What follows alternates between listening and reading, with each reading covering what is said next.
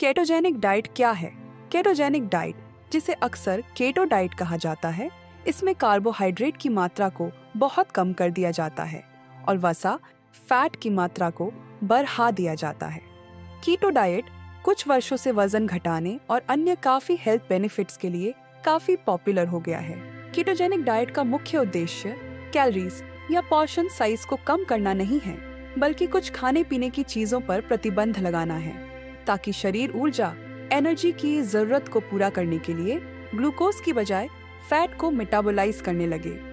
वजन घटाने के लिए हम तो ग्लूकोज की मात्रा को सीमित करते हैं, लेकिन हमारा दिमाग, जो कि ग्लूकोज को स्टोर नहीं कर सकता, उसको एक दिन में लगभग 120 ग्राम ग्लूकोज की जरूरत होती है। इसलिए वो ग्लूकोज की मांग करने लगता है। जब भी हम उपवास रखते हैं या फिर जानबूझकर बहुत कम कार्बोहाइड्रेट्स खाते हैं, तो शरीर सबसे पहले लीवर में से स्टोर्ड ग्लूकोज निकालता है। अगर यह 3 से 4 दिनों तक चलता रहे तो स्टोर्ड ग्लूकोज पूरी तरह से खत्म हो जाता है और फिर शरीर वसा, फैट को प्राइमरी फ्यूल की तरह यूज करना शुरू कर देता है। केटो डाइट का मुख्य उद्देश्य केवल कार्बोहाइड्रेट्स की मात्रा को कम करना नहीं है, बल्कि मॉडरेट अमाउंट्स में प्रोटीन के सेवन पर ध्यान देना भी है। कीटोजेनिक डाइट में क्या खाएं? ऐसा कोई भी स्टैंडर्ड कीटोजेनिक डाइट नहीं है जिसमें कार्बोहाइड्रेट्स, प्रोटीन और फैट का कोई स्पेसिफिक रेशियो हो।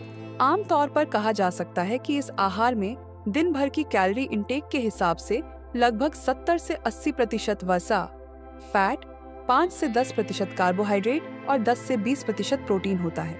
खाने में ये सब इंक्लूड करें मांस जैसे beef, pork, lamb, processed meat और ओनर्गन मीट, पोल्ट्री जैसे चिकन, टर्की या डक, फिश और शेल फिश जैसे सैल्मन, श्रिम्प एंड क्रैब। अंडे यह चीजें सीमित मात्रा में खाएं।